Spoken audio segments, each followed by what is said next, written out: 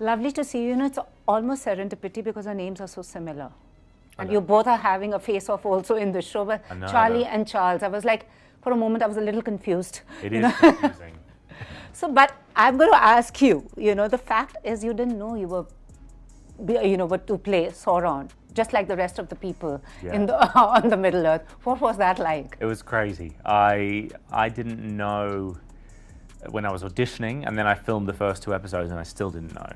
So they told me right before the 3rd episode began, which was, it was actually a relief more than anything, because we all got to New Zealand for the first season and we were all guessing, because we looked down the cast list and you're seeing original characters, but you're not seeing Sauron.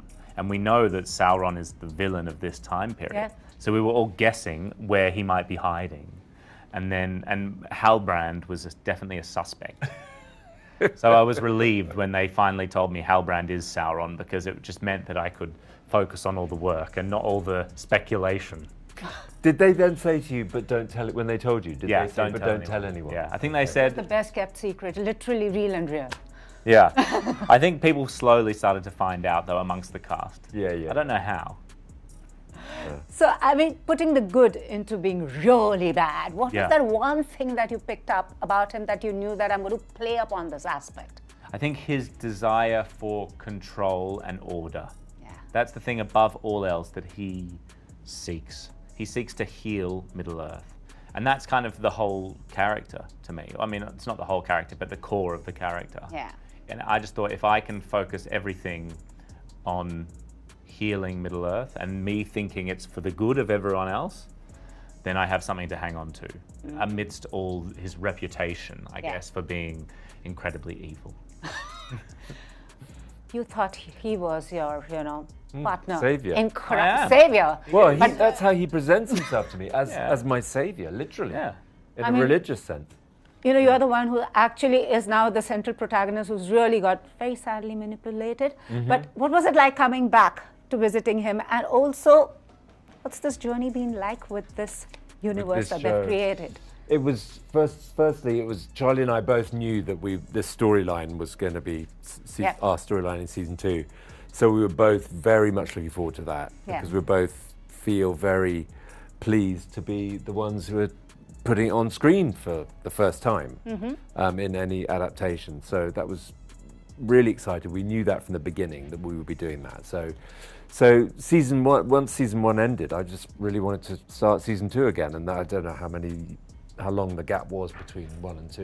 It was a good year and a half, something like that. Yeah, maybe. It's so hard to know. I know, it's all sort of blends into one, but yeah, no, very much looking forward to getting back to it and to be part of it. And it's at times like this, at these press sessions and at screenings and travelling around the world promoting the show, that you sort of step back and see quite the effect that it has. And it's very, you know, it makes us very proud to be part of it. Awesome. And also catering to fans old and new, you know. Yes. You have the loyalists, and you have those who are being, I would say, ushered into this verse. Yeah. What would you have to say as actors and creators who are also bringing a world that not many know about? It was just like they've created this out of their own imagination. Yeah. Well, just as we were, when we first came across Tolkien, anyone who comes across anything magical like that, about which so many people are fanatical and you know, who are absolutely devoted to it, it's a very exciting thing to be part of something that could introduce people to it for the first time to it. Yeah. You know. And there's a reason it's, you know, Tolkien is loved by millions of people around the world, is because it's so enduring and timeless, and the more people we can introduce to it, the better, I think. Do you also somewhere feel as artists this pressure, because it's your interpretation and the creators, but those on the other side, the purists, are like, no, it should be like this, it should be like that, but you are just doing a creator's job. Yeah. Yes, but there is always, that's the nature of adaptation and creation. Yeah. There's always going to be, you cannot please everyone all the time, and all one can do as a performer, as a creator, is to present your version. Absolutely. Yeah. Exactly. Yeah. Ultimately, I think that's what we do, is we just have to approach it with love and commitment, and that's what everyone in this show has done. Yeah. So Sauron is the shape shifter. If you could shift shapes, Who would you rather be inclined towards? Halbrand or Sauron yourself? I think it's got to be Sauron, doesn't it? Halbrand's a cool guy. He's just a citizen of Middle-earth, though. He's just a villager. He's just a Middle-earth man. It's the kind of guy you'd meet at the market square. Yeah, he's just down at the market, at the pub. Lastly, if you were to get the rings of power, what is the one thing that you would do? Manifest with the ring of power. Well, if we're talking the scale of world peace, then of course I think we all would. However, if it was just for individual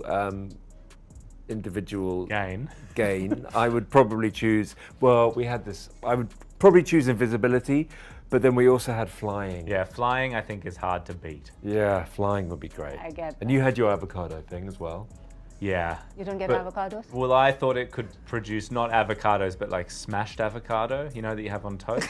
It'd be like hold the ring up, and out of it just comes smashed avocado. You don't have to manipulate the seed and cut it. Exactly, and it's so much cheaper. Avocados are expensive. The torture sort of dispenser, wouldn't it? An avocado dispenser. Yeah. But Charlotte, I want to ask you, it's interpreting this vast world of Tolkien. And I see in the Middle-earth, the women are extremely strong. What was, I would say, subconsciously or consciously at the subliminal level, what was your interpretation and your perspective, point of view that you brought into this narrative? Well, I guess it was to respect the women, but they were already very well written by our showrunners, J.D. Payne and Patrick McKay. They had really, they loved strong women, and they wrote them that well. So when I read the script the first time, that was a joy because I loved that way. And here is you very strong woman. Yeah. And then what I do is that I just give very, very small notes to the actors just to make sure that we stay on that level.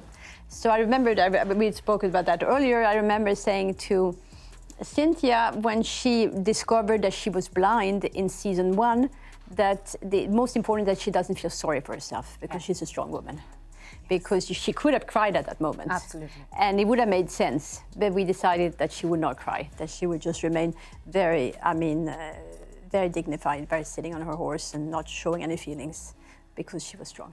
And I'm so happy the season has been directed by women, so it gives a different perspective, I would say, the feminine gaze. That's what I meant to ask you. Yeah. How different is the feminine gaze?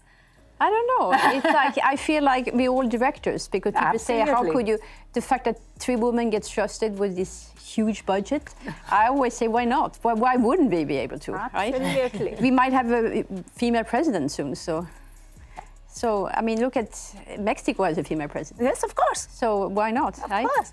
And Cynthia, I like your character, but you somewhere also feel sorry for her for the decisions she's taken, and then there's the push and pull between the two characters. When you got her, what was that one thing that you picked on about her, saying that this is what I'm going to work on and then the rest will follow? It's interesting because, at the beginning of the casting process, I always think back to it where we actually didn't know initially. Yeah.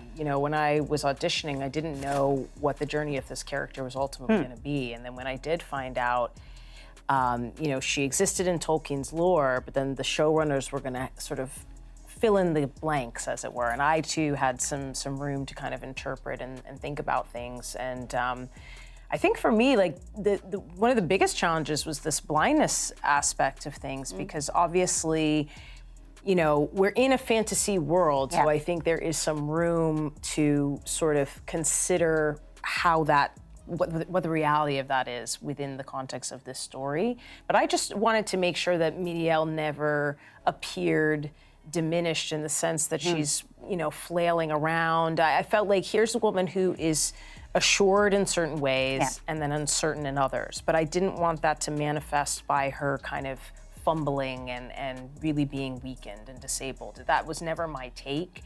And so I thought, what an interesting challenge to sort of have this blindness, but still have her move through the world in this sort of assured way. So that was like a big thing that I appreciated being given, being entrusted with as an actor. Awesome. And Trystan, your character, I kind of feel bad for him also, but then I feel that this whole sense of pride that he has a very twisted sense, the character has a very twisted sense of pride.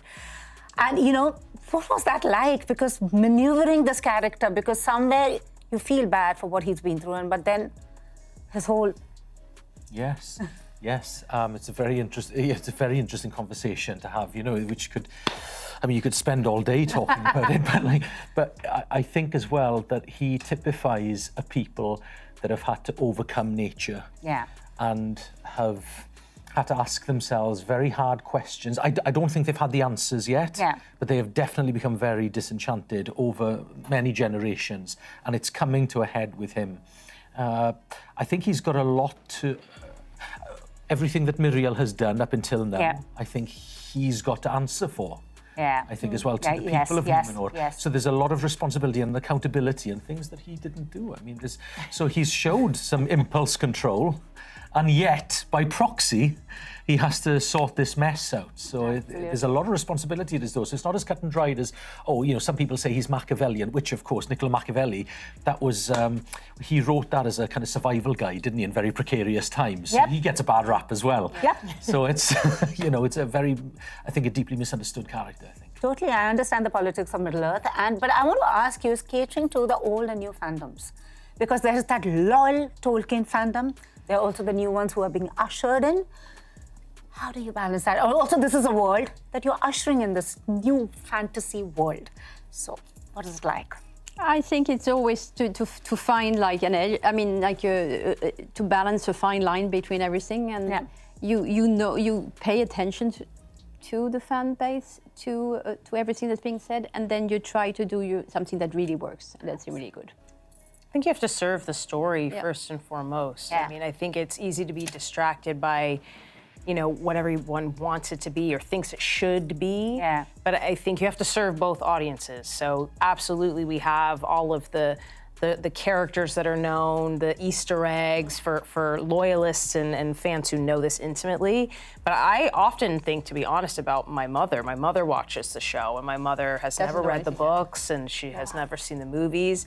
And I want her to be able to also understand and follow along and enjoy. So I think you can service both audiences, but I think first and foremost, it's honoring the story that Tolkien sort of, or the world that he created. Absolutely. And it's staying true to the characters. Absolutely. And I think we can all, everybody can relate to every species. It's a very heterogeneous world, isn't it? But it's also a fantastical world, as with fantasy, that you can not only lose yourself, but you can imagine yourself as being a better version of yourself, so you can maybe right some wrongs in your own imagination, and that's what that allows you to do. Kind of created history also because you're the first actor of color as an elf. Also, when you started, you said when you had first read The Lord of the Rings, you were like, I can relate to this world. What was that? Because that statement of yours really intrigued me. I come from a very humble, poor community in Puerto Rico in the mountains. And when I was growing up, this is pre-TikTok, pre-Instagram, pre-everything. And even on top of that, I was very poor, so we really didn't have a TV or anything like that. So I spent a lot of my time, and we had there was electricity rationing, so we get 3-4 times a week that they would take electricity away. So that forces you to be interacting with nature all the time. So I had this beautiful relationship with nature. One of my, truly, that I still think of, one of my childhood friends was this big mango tree that I would go and at the end of the day climb, and I get emotional. It was I still visit when I go back home, and I visit the tree. And that relationship of reverence to nature and understanding my place within the ecosystem of it all. Because I think us humans, we have this illusion that we are above things, but we are within things. That is something that when I saw Tolkien, it's deep in that message, especially the elves. The nature is paramount. Nature is mother. So I found a big kinship with these beings, and I felt represented in that spiritual, ideological way, yet not in a visual way. So it became a life mission of mine. And you managed to manifest it also, and just like Arondir, I'm gonna tell you, I know not taking no for an answer. Life is very short and very fleeting, and I have very strong convictions, and I believe that I could do it, and I've shown you that I could do it, and there's still more. Absolutely. Theo, you're a singer and I hope they'll make you sing. You think they will? I don't know. That'd be great. That would be great. I don't know if Theo would get up to that kind of thing. You don't think so? No, he's too mad at everything to maybe he'll just calm down in the forthcoming seasons. You know, actually, there was a scene that was originally in the first season and it got cut, and there's a scene of Theo sleeping, and Bronwyn singing him a lullaby. Oh. And you know, but I think you would, because I think you're growing like a very you're growing in leadership, and like all these leaders like sang battle songs and everything. Yeah. I'm giving. He's giving us cues. Pitching. Yeah, we need to get them singing. I mean, maybe. I mean, I love it in real life, so I mean, why not? But what was it like revisiting your character? Because, you know, first when you started, no one knew, because these were characters created for the show. Yeah. When you have no references. I mean, this is for both of you. But then you find your way, your own interpretation of what these guys would be like. Yeah. So what was it like for you? I mean, JD and Patrick make it so easy for us. You know, they've given us so much depth just in the writing that there isn't too much more that we have to get into. But I think it takes a long time to shoot a TV show, and you can't help but fall in love and really respect your character deeply when you spend so much time with them. So just naturally, without effort, it gets to a point now where it's like we could be away from our characters for a year and a half, but that moment we step on set, we are so deeply connected that it just turns on. You know? I think one of the biggest things for me is I've been acting since just about the same time that he started acting, like 14. You said 12? 12? I think I started at 14. And I think one of the biggest assets that I've received as an actor is the compassion that you have to have for your characters. Absolutely. Because it doesn't matter what they've done, it's not your responsibility to judge morally your character. Is to have compassion and empathy and ask why. So that, you know, coming back and being able to ask more why, and what you're talking about, the aspect of representation, since we're talking about that, we don't get often chances to go deeper and deeper and deeper. Absolutely. And show characters, people that are like us, that look like us in the most human ways. So coming back for a second season and having that opportunity to even show you more of what we are, like in all the layers, because we both make a lot of mistakes. Our characters, like, we have such complexity. It's been so great. It's been so great for people to see me and be inspired by that, but see a young person also coming up and showing all the colors. And you'll see a lot more of this one this year. Hopefully we're manifesting these things as well. Yeah. And Ismael, talking about manifestation, and we just spoke that how I was from India, as he said, you've shared screen space with one of our national treasures. I mean, tell us a bit about that. Priyanka Chopra. What was it like? It was everything and more. She is just one of the most incredible actresses, artists that I've ever had. I was a fan. I'm telling you, like, because I have whenever I do a long haul flight, I try to at least to sneak in one Bollywood movie. Really? Oh, I love it. I mean, you should see my YouTube search. What's on top of your search? I mean, one of my favorite like dance sequences that I like with my friends, that one of my friends that I'm obsessed with, is Pinga, that Priyanka does, like 10 years ago. I was like, what is this? I was a huge, massive fan. And suddenly I ended up doing a movie also with Amazon and Prime Video, Amazon MGM, called The Bluff with her. And she's the ultimate lead. And she just, I can speak for ages, but she is the epitome of an artist, of a leader. The charisma, the humanity, but also she's just like ready to go for it. She does all her stunts. She doesn't care, and she like makes everyone feel welcome. So I'm very grateful. I hope that the tour takes me to India so that I can, Awesome, and maybe she can dance to Desi Girl, or maybe we will dance, someday. Or Pinga. Listen, I'm available. I would love to be in a movie like that. There you have it. But coming back to the Lord of the Rings, have you learned Elvish? What was it like learning Elvish? Elvish? Wonderful. Actually, I did not know that I was going to be so good at it. I'm good at it. I'm sorry. I have to be. I loved it. Who knows? We'll just start a genre. Not because it's phonetically, my first language is Spanish, so phonetically actually allows me to code read quite a bit. There's some minor changes here and there, but it's just beautiful. And it's one of those languages that lyrically, the sound gives you the feeling, so you don't have to be understanding exactly what it is. You feel what the message is carried. So the message carries. So it's yeah, it was beautiful. It was beautiful. What about you, Theo? Do I speak any Elvish? I mean, no. I mean, I think Theo just. Did you pick up some from them? We did it. We did a little game the other day, and I was horrible at it. It just said a bunch of words in like Elvish. Or, he lost each question. Every single. I think I got maybe one or two, but that's not me. Okay, so my last question: what if you had the Ring of Power? What is that one thing you would do? Sell it. And you. Oh man, no, I am transparent. I think that ring is way too strong. I think it wouldn't go well. I don't think it would go well. I think Aronde has the ability to maybe go evil. So what has it been like, this mammoth task at season 2, which I thoroughly enjoyed? Oh, thank you. You know, basically, just think it's a very daunting task because you're recreating a world where there's no reference, just creating a world of your own. What has it been like? You know, you take it on one day at a time. My co-showrunner Patrick often says, "How do you eat an elephant? One bite at a time." So that's what we do. You know, just everything. I mean, not that I've ever had the experience of eating an elephant, but so every day we look at the task in front of us and we just say, what can we accomplish that day?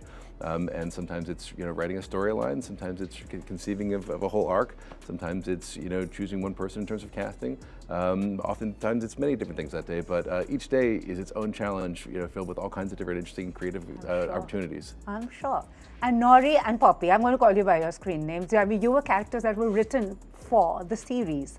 Now, having lived them over, say, 2 seasons, have you understood them more? And how do you relate to them? Yeah, definitely. I think what's so amazing is I've never done a season 2 of something. And so I've never had the experience of coming back to a series after a period of time. And I kind of found that I really had to learn how to trust myself and that the work that I'd done for season 1 still remained within me.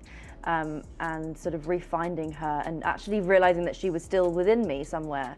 And also, I mean, the love that I have for Markella, is still there and was always there. So, that side of things was very easy to pick up. Awesome. And what about you, Markella? I think something, obviously, it's been a few years, so we've grown as people as well. So there's a certain amount of life experience that you can bring to the characters now as a second season, which is really exciting too. And the characters are in a completely different place. So it was also, I think we got asked what was a challenging part of it, and I've just realized this now as well, just mapping out where the character is when we pick up with her and building that backstory of what happened in between was also really important. And I hope that it resonates. And so much of each of them is in their characters too. We had sort of ideas for what they would be, but as soon as we cast them, the characters changed again. Megan brings such a fun, dry humor to Poppy. That shifted from our initial interpretation. Then once we saw exactly what her interpretation was, I was like, oh wow, that's such a cool register to put her in. So we really leaned into that.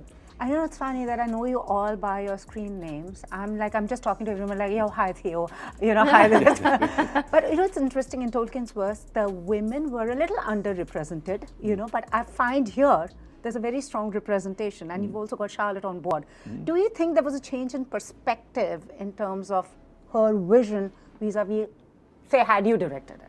Well, I mean, I don't have Charlotte's skill set or background, so yes, it would be very different if I directed it. But she's wonderful to work with. I mean, we had her for 2 episodes in the first season, episode 6 and 7, which we ended up absolutely loving. So he said, yes, more of that, please, and brought her back as a producing director season 2 to direct 4 episodes, which would stretch any human being. And Charlotte handled the pressure with enormous grace and poise, and was able to deliver on both the beginning of the season and the end of the season in a way that was absolutely spectacular. We can't wait for people to see it. Awesome. And what about you? The women, as I say in Tolkien's verse. So what was it like playing these 2 adorable half-foot girls who I absolutely love? I think that I love the duality to them both. I just think that they're very dynamic and they're not one or the other. They're not just very sweet and then that's it. They're sweet, but they're also resilient and stoic and challenging and irritating and irritable, but very loving and very caring. So I just love that they're multifaceted and it feels very truthful, and that's a credit to the showrunners and directors. Yeah, I completely agree. Their sort of well-roundedness is a real testament to the writing and the character creation as well. And you know, as sort of JD said already, like because there's also elements of us within the characters too. I can really feel that whenever I play Poppy. Obviously, she is her own entity, but yeah, and it's a real honour to be part of this project and to be working in this industry, and also to be supported by the people that we're supporting with. We're in such great company, and I can't thank everyone enough. Yeah. Awesome, lovely chatting with you. I can see that in the work, and more power, rings of power. Can't wait to see season 2. Yeah. Well, thank you so much, and all the very best. Thank you. Take care. Don't miss out. Log on to oneindia.com for more updates.